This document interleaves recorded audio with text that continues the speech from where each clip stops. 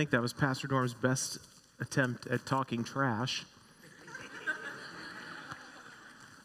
I was really hoping for better, but that's what you get, I suppose.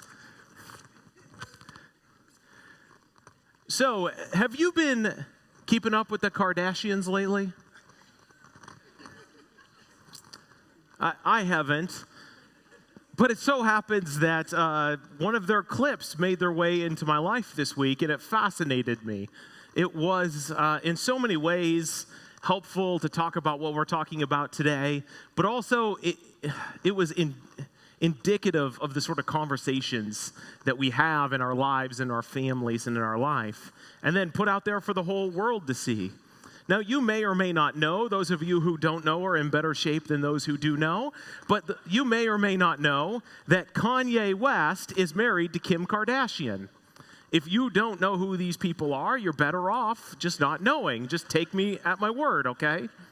So Kanye West is about 42 years old. Kim Kardashian's about 38 years old.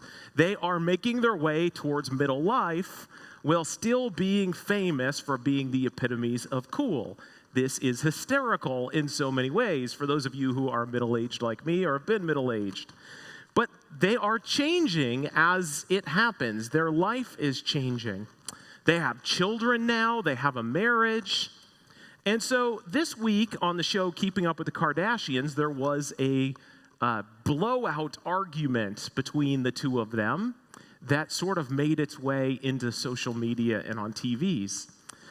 Kanye West says to Kim Kardashian, his wife, who is in a bathrobe and getting made up for the Met Gala, which is like the pinnacle of fashion, apparently.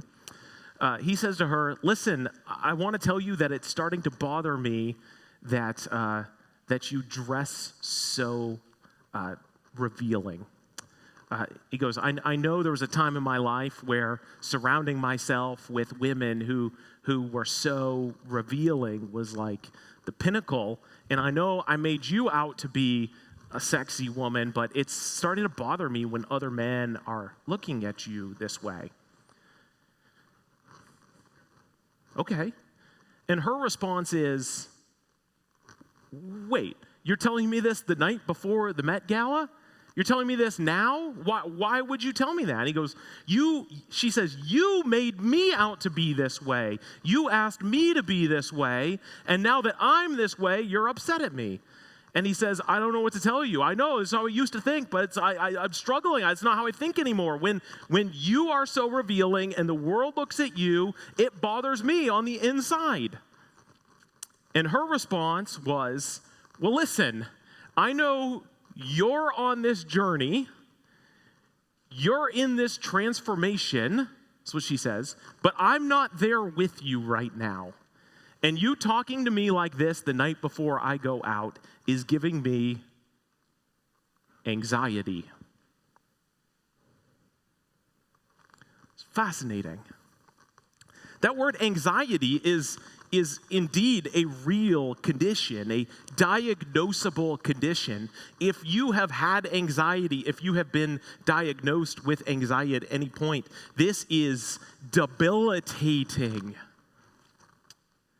But we're starting to borrow words of debilitating illnesses, like legitimate problems that need professional help, to describe moments of tension and struggle. At this moment, Kanye West stands up and he storms out, and Kim Kardashian becomes yet another feminist icon, standing her ground, fighting the man. This is how she talked about it. I'm serious. I'm not joking. And it's interesting because, there's a point to be made from that perspective, for sure, that she is herself and has a right to be the person she wants to be. I understand that. But because of our world of television and social media and controversy, a basic moment of marriage where a husband bears his own struggle to his wife is caught for the cameras, and we are told to take sides. And the sides we're told to take in this private moment of marriage, if you've been married for very long, my assumption is that you have told your spouse what you think they should be. They have responded by telling you they will be themselves, thank you very much. And then you dealt with it. And never did E! News chime in as to who won the argument. There are plenty of moments in marriage where we disagree with who the other one should be and how they should be and how they should act. This is marriage. It's a two-way street. It's a relationship. It's an ongoing conversation. Sometimes it's an out-and-out battle.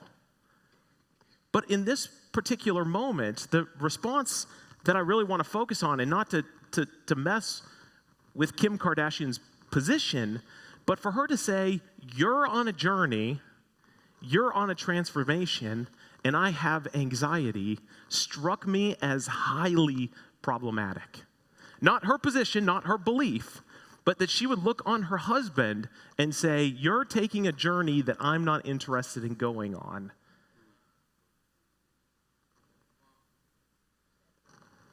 And I'm going to do my own thing, and you're, my spouse, asking me to be something that's causing me anxiety, is a troubling place, not only for a marriage to find itself in, but for us as a society to be in. How often do we look around at the people in our lives that we're supposed to be living life with and assume we're all on our own journey, our own individual ground, our own individual destination? And we begin to treat each other as if we are bit part actors in our solo play. We live in a world that is increasingly, I think, individualizing ourselves to the point that we are starting to struggle with what to do when we get to the point that the only thing left is me. We're invited to strip out all of the world and get in touch with our feelings, our story, our direction, our trajectory. And so often what we need is more than that.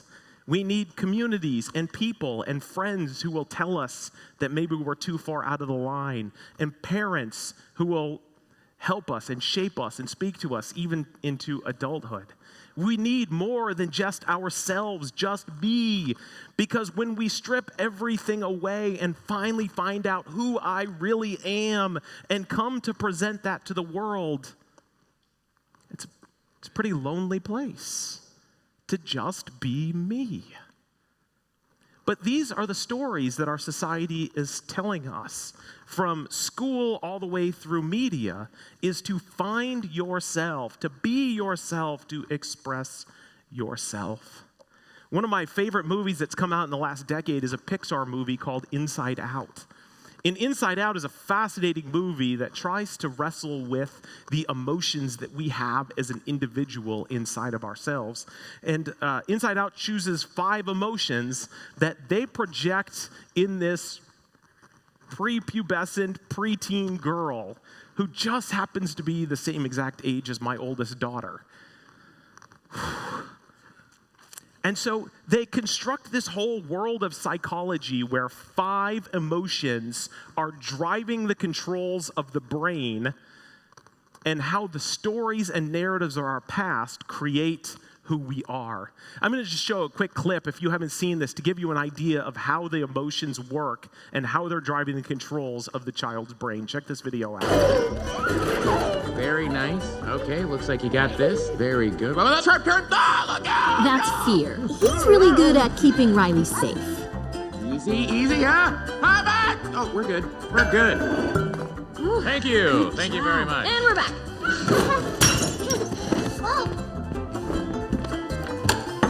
Here we go. All right, open. This looks new. Think it's safe? What is it? Okay, caution. There is a dangerous smell, people. Hold on, what is that? This is disgust. She basically keeps Riley from being poisoned, physically and socially. That is not brightly colored or shaped like a dinosaur. Hold on, guys. It's broccoli! Yeah! Well, I I just saved our lives. Yeah, you're welcome. Riley, if you don't eat your dinner, you're not going to get any dessert. Wait, did he just say we couldn't have dessert? That's anger.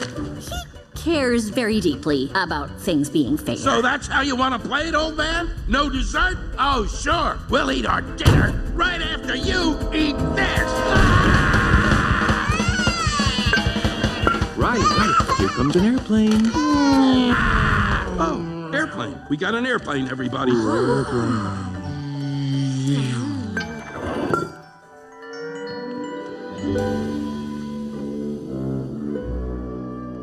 And you've met Sadness. She.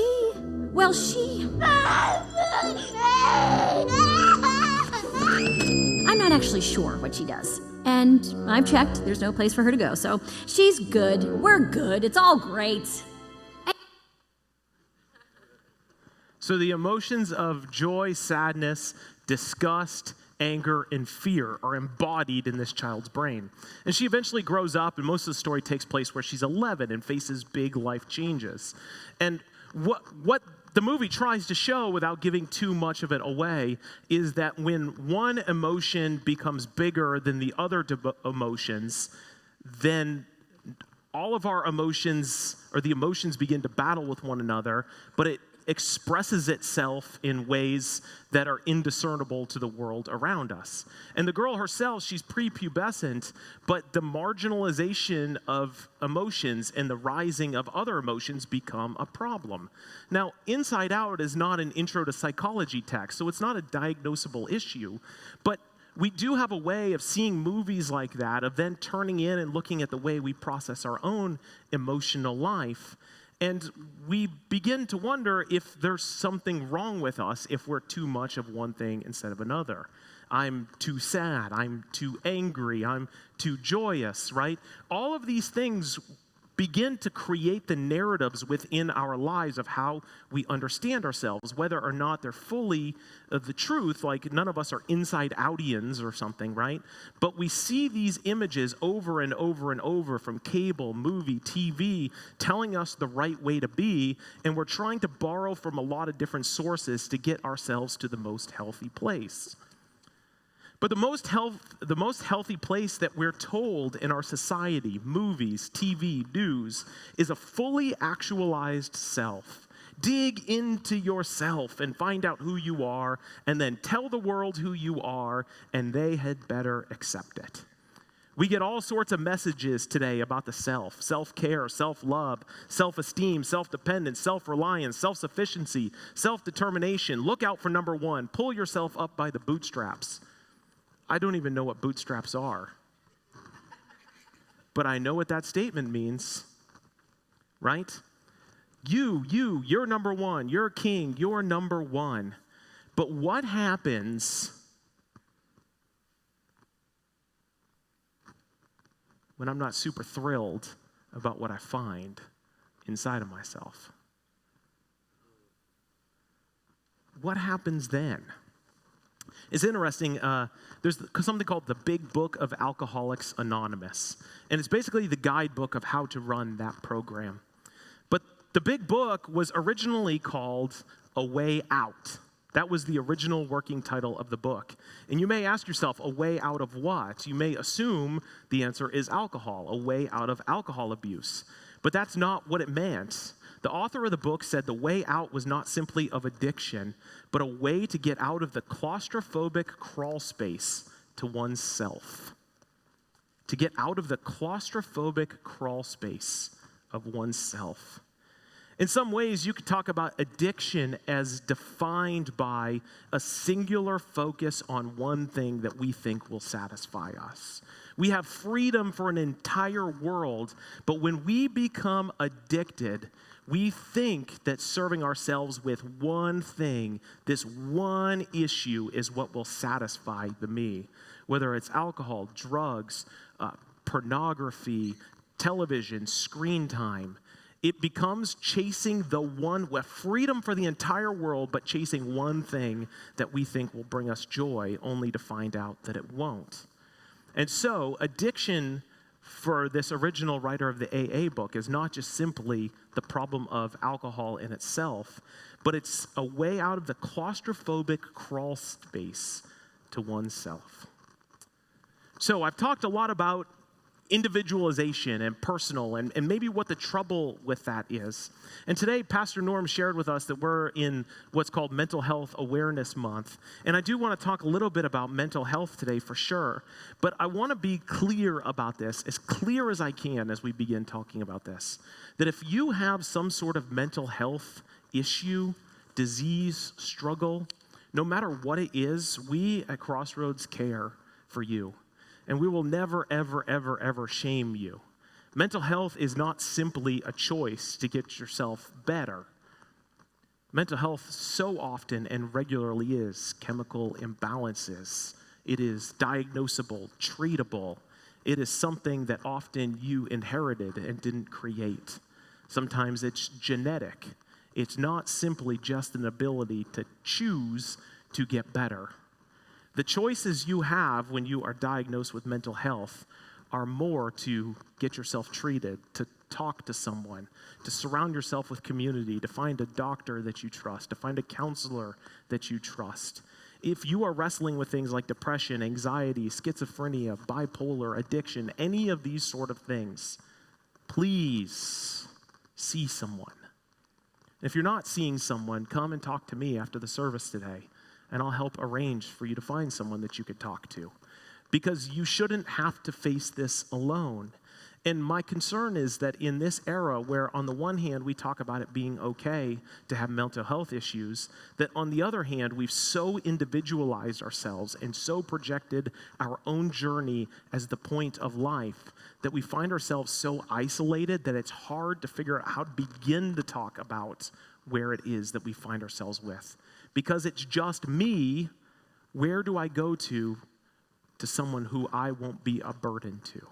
This seems to be the number one struggle that I hear from people, is that people don't want to make themselves out to be a problem. You are not a problem. In fact, if you have a problem, a diagnosable problem, there is nothing better than you could do than to go and speak to someone trusted in your life and help someone help you. I have, at different points in my pastoral life, walked into suicide prevention rooms. I've gone into psych wards in hospitals. I've seen people at the end of their rope, and I've seen people very, very early on in their journey. And never once, not ever, ever, ever, was the person who was struggling with mental illness the problem or a problem. We all, everyone in this room, I hope, but certainly me, will drop everything if you're at the end of your rope. That will always be the case. And so as we talk about mental illness today, I hope that you know and see that there are some things we could do to work around, to deal with, to help this. But for the most part, what you need to do is to admit that you're struggling and then confess it to a friend or a trusted authority. And we are here to help you. Mental illness is a really profoundly difficult thing to talk about in terms of the scriptures. There's no point in the Bible where it just says, Deuteronomy chapter 7, how to address mental health issues. Or 1 Corinthians chapter 11, here's what to do with someone who is depressed, right? This isn't language that people were using and talking about when the scripture was written. And so as I turn to the Bible today, I'm going to talk a little bit about issues that I think are transferable, but it's certainly not perfect. And my hope is that we can see more than anything that as we live life in these frail bodies given to us as gifts, as we live in a world that's broken, that Christ is at work to redeem all things. And that, while it may not explicitly say Christ is at work to redeem depression or suicidal thoughts or anxiety, my hope is that you'll see that God's work of redemption is all-encompassing and that he sees you where you're at, whether you're thriving or struggling, and that in your struggle, Christ's power is made real, and he is working to bring final and new life where whatever it is that's hurting and struggling will be redeemed when Christ does his final work of returning. And so I wanted to turn to a text in Romans. I'm going to be looking at chapter 7 and chapter 8. I'm going to have to do a little bit of work to explain some things here, but let's read this text because it shows, I think, very clearly the struggle that humanity has about wanting to be and do something without our ability to just simply will ourselves to that point. And so I'm going to read first Romans chapter 7, 14 to 20, and then when I read 8, I'll have you stand with me. But if you'll just follow along, there's a scripture on the screen there if you'll track on with me. Romans chapter 7, starting with verse 14. We know that the law is spiritual, but I am unspiritual, sold as a slave to sin. I do not understand what I do, for what I want to do, I do not do, but what I hate, I do. And if I do what I do not want to do, I agree that the law is good. As it is no longer I myself who do it, but it is sin living in me. I know that nothing good lives in me, that is, in my sinful nature. For I have the desire to do what is good, but I cannot carry it out. For what I do is not the good I want to do. No, the evil I do not want to do, this I keep on doing. Now, if I do what I do not want to do, it is no longer I who do it, but it is sin living in me that does it. Now, first of all, this is the most important thing that I want to say to you today. I do not equate this text of saying you are in sin if you have mental health. It's not quite what's happening here. In fact, if you were to read earlier in the book of Romans, Paul says that sin came into the world before there was even law, that Adam invited sin into the world, and that it ran rampant even before the law was written, that sin brought about death. And so Paul's understanding of sin isn't always personal, right? For Paul, sin isn't always a simple transactional choice that you make. I know I shouldn't do X. I did X. Now I'm a sinner. For Paul, it's much bigger and larger, like a force that was unleashed into the world that brought about death. Adam did enough in Paul's understanding by eating the apple to unleash the power of hell into the world, and it is most manifested in the fact that we die. We have been made weak by the bringing of sin into the world. So often the sin that wrecks our lives is not sin that I committed. This is the problem with sin. The problem with sin is it's never just simply me. If you sin against God and the person you have sinned against. If you lie to them, they become programmed to become less trustworthy. If your parent abused you, you become much more frail in the world. If the stories of your life are that people have treated you harshly, you begin to recoil within yourself. And these sort of experiences with other people can help contribute to the stories we tell ourselves that begin to manifest themselves in depression and less than believing in ourselves in this sort of thing.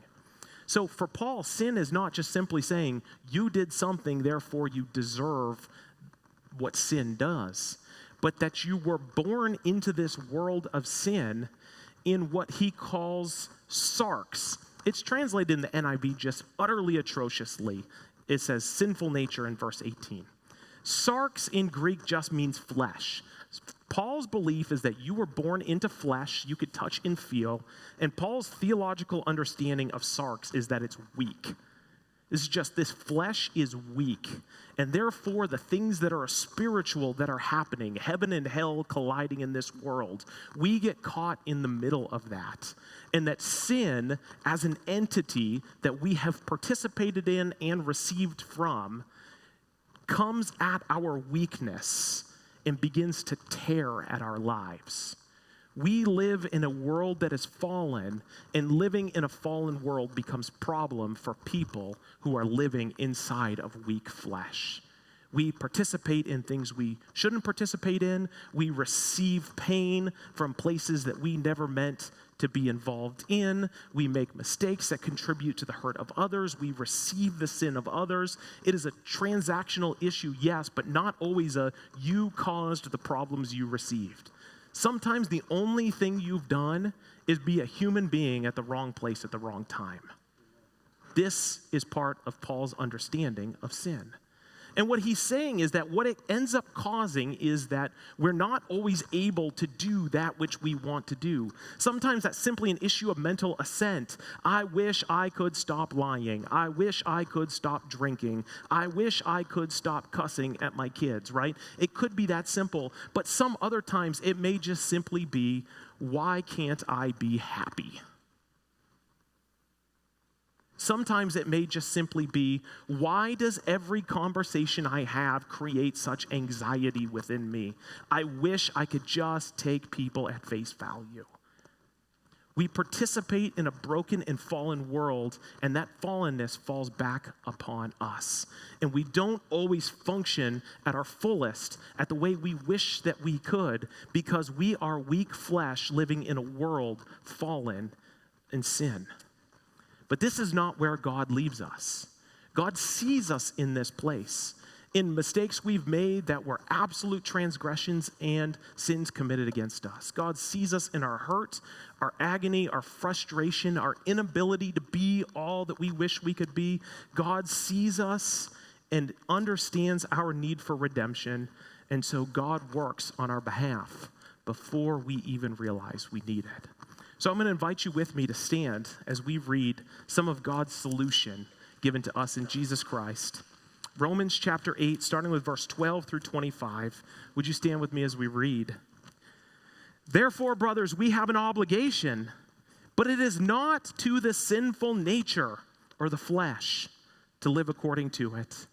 For if you live according to the sinful nature or flesh, you will die.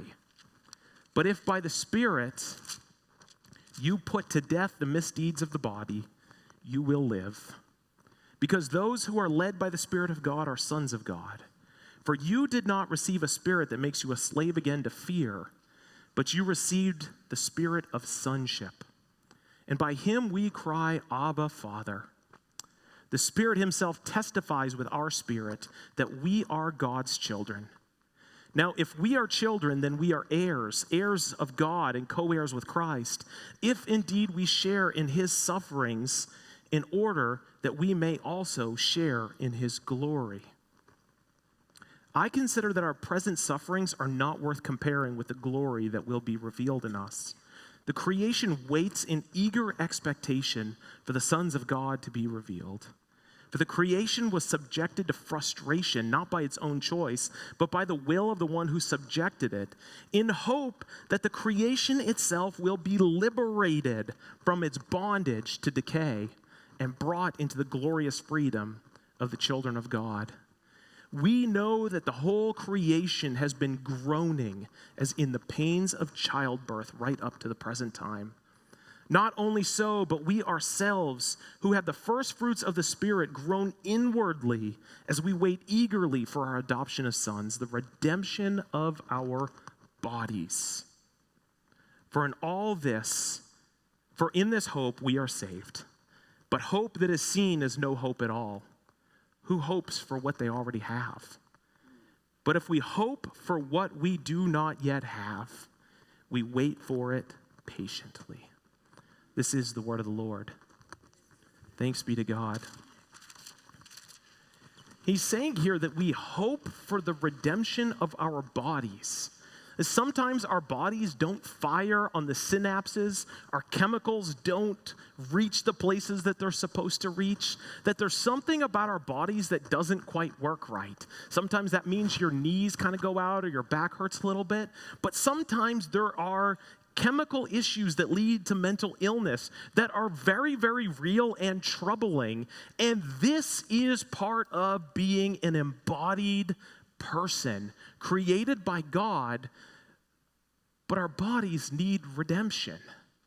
And Paul here is saying that through Jesus Christ, who he presents as an antidote to Adam in the book of Romans, he's saying that through Jesus Christ, undoing and untangling the work that Adam has done to bring sin into this world, that we are given a hope that the struggles we have now in our bodies will one day be fully redeemed. And so you may be in a place today that your body isn't working quite right. Your chemicals may be imbalanced. Your histories may be impained. You may have suffered abuse. You may abuse substances. You may struggle with diagnosable things. You may not even be able to put into a cognitive sentence before God all that you feel. But he says the Spirit prays on our behalf. It hears our groaning, even when we can't put words to what it is we're feeling. The Spirit translates to God, and God hears our prayers and reminds us of the hope that where we are now may not be where we want to be and may not be what we want to do, but that we have a hope in Jesus Christ who is undoing the fallenness that our bodies are subjected to. That one day all will be made right if we find ourselves in him. I began talking about the issue of self. It's interesting to talk about mental health because that's something you deal with. You kind of walk that street alone.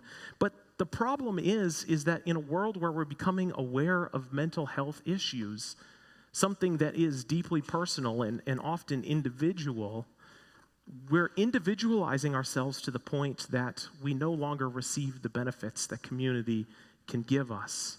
I heard Jamie Smith, who's a philosophy professor at Calvin College, recently say that he observes that the genesis of most mental health students, or most mental health challenges of university students, is the narrative that they've been given growing up, that you can be whatever you want to be, you just need to make it up. It's interesting that has not created the freedom that we thought it would create.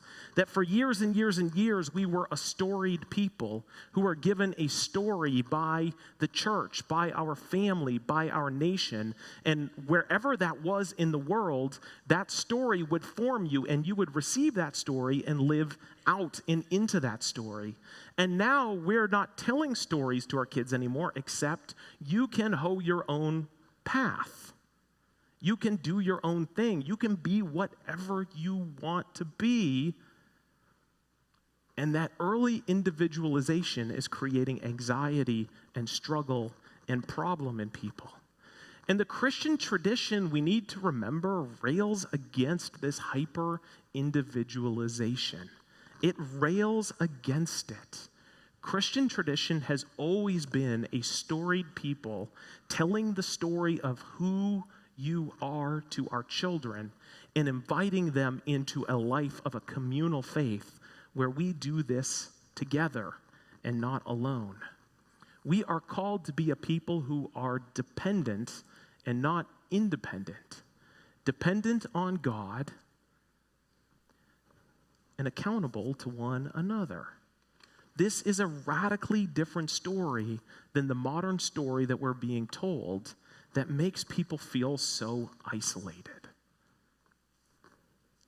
So, what do we do with all of that? I feel like I could talk for another 5 hours about this stuff, but you don't want me to do that, and I respect that. But I thought it'd be interesting to show another clip from a movie series that has just made billions and billions of dollars that I thought was really, really fascinating. The Avengers movies have just put out 25 movies, and one of the most famous characters from the beginning to the end is the Incredible Hulk. You all know the Incredible Hulk, I quite suspect. The Incredible Hulk is a character that, at least through the movies, and not all the comic backstory makes its way into the movies, but he's always wrestling with two people. He has become embodied with two distinct physiological personalities that switch back and forth. And in the middle of the movies, he begins to struggle with when he can call forth the Hulk out of his Dr. Bruce Banner body. And so when he's needed to just raise mayhem, he can't pull that out. And when he needs to calm down and stop breaking cities, he struggles to become Bruce Banner again. And so in one of the middle movies, one of his most famous moments happen where they're hoping he'll become the Hulk because danger is coming. And Bruce Banner shows up just at the right time and says this famous line. Check out this video.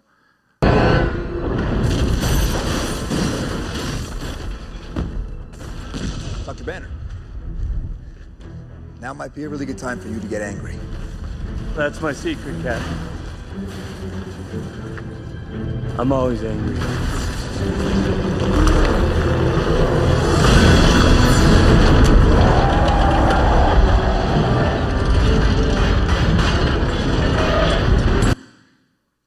So this is like his transformational moment in the middle of the series. He's not been able to control the Hulk, and he turns to his friends and he says, "That's my secret.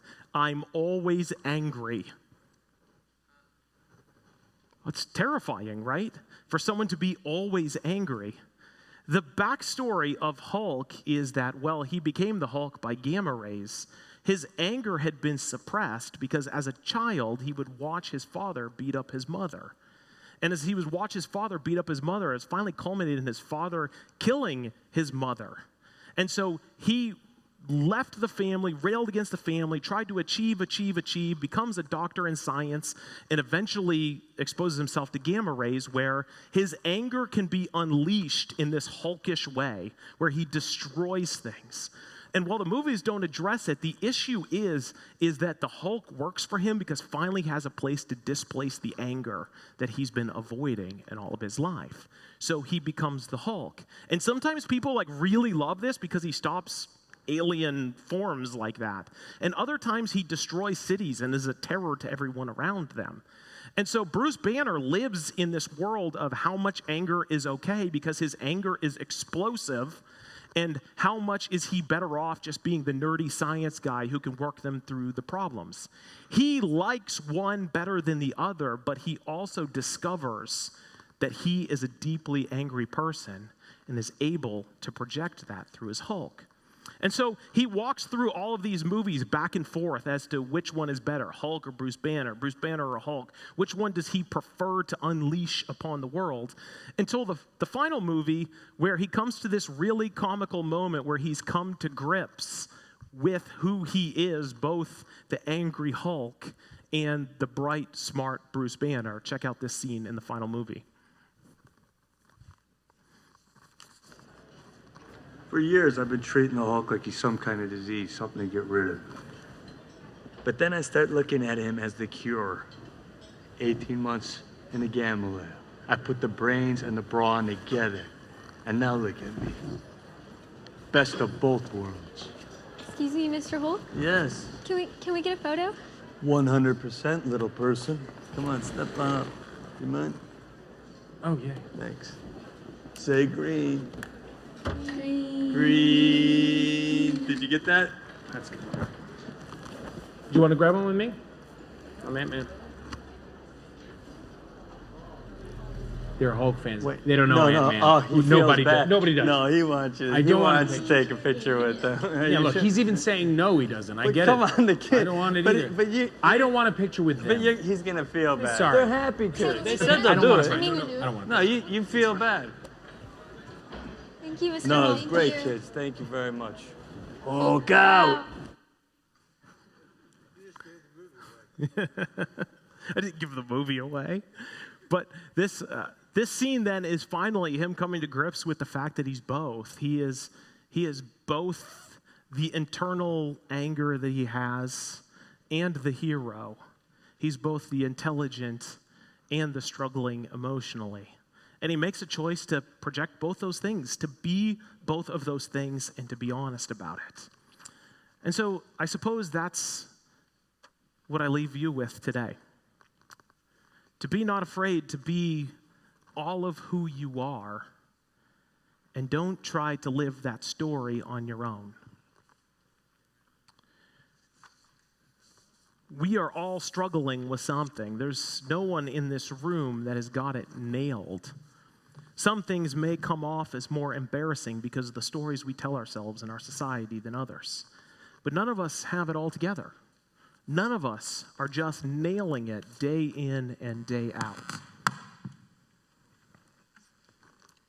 But one day, the day will come where we'll see the face of Jesus. And that which you have been struggling with will no longer be your identity. Your identity will be one who has been fully healed in him. And so let's live into that hope, even if we need to do so patiently. The church is meant to be a place of healing. And healing does not mean that we're symptom-free.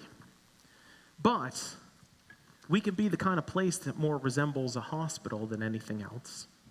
Pastor Norm began us today by talking about 4 things that a church can be, and I feel like it's great to bring us right back around to the end of that circle as we finish today. He says that a church that's active in our patience for God's redemption can be a place where hope transcends circumstances. We could be a holistic people who are concerned with mind, body, and spirit of ourselves and others. We can be a therapeutic community helping people in the midst of their struggle. And we could be an accessible people who respond with grace and love when people are hurting. This would be a beautiful church in the midst of the cultural moment we find ourselves in now, where people are finding healing and hope in the midst of whatever they're struggling with. So as we sing this final song today, I'm going to invite you to stand. And if you're struggling, or you know someone who's struggling, or you want to represent someone who's struggling, we're going to open up the altar and have a time of intentional prayer where we can pray for one another, pray for others, pray for ourselves, but ask that God would do his work of redemption amongst us as we wait with anticipation for the final healing that we will have in him. Would you join with me standing? The altars are open if you'd like to come. Okay?